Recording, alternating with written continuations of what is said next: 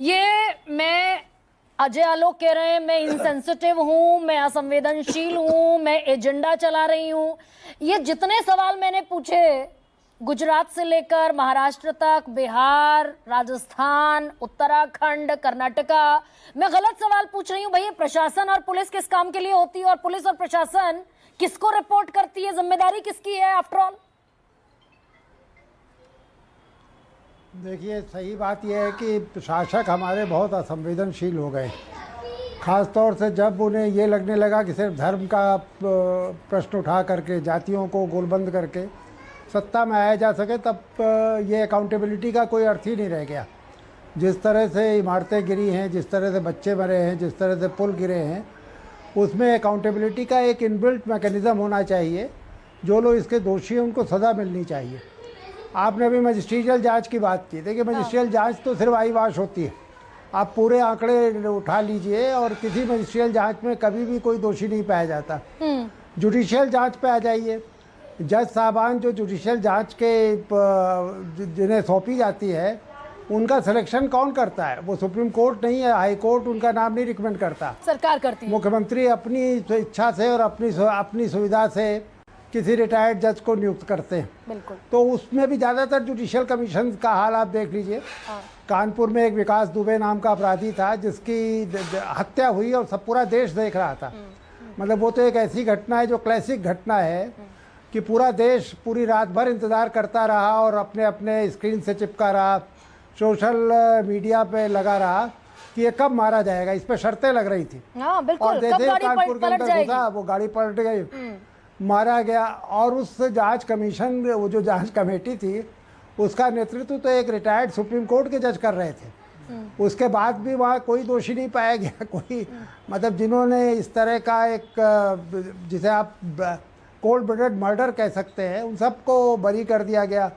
आपने अभी एक स्वामी की बात की जिसमें हाँ, भोले बाबा सर 121 लोग मर गए थे, उसे क्लीन चिट दे दी जुडिशियल कमीशन ने। जी, उसमें सारी लिपापोती हुई। जो आदमी मुख्य जिम्मेदार है उसके खिलाफ कोई कार्रवाई नहीं हुई।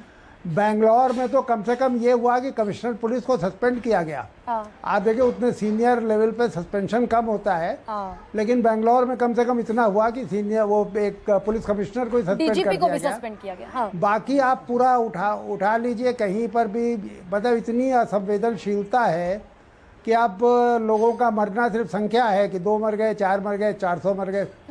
तो अब इसका क्या करिएगा आप? अगर इतनी संवेदनशील सरकारें हों, इतने संवेदनशील मंत्री हों असंवेदनशील, तो आप उनका क्या कर सकते हैं? सर, लेकिन हुंकार तो ये भी है कि भाई बैलेट पेपर, हुंकार तो ये भी है कि इलेक्टोरल पॉलिटिक्स में जीत कर आ जाते हैं। मोरबी का पुल 2022 में टूटा, 140 लोगों की मौत हुई, चीख पुकार मची, कई दिनों तक लाशें मिलती रही और बम्पर बीजेपी की जीत हो गई।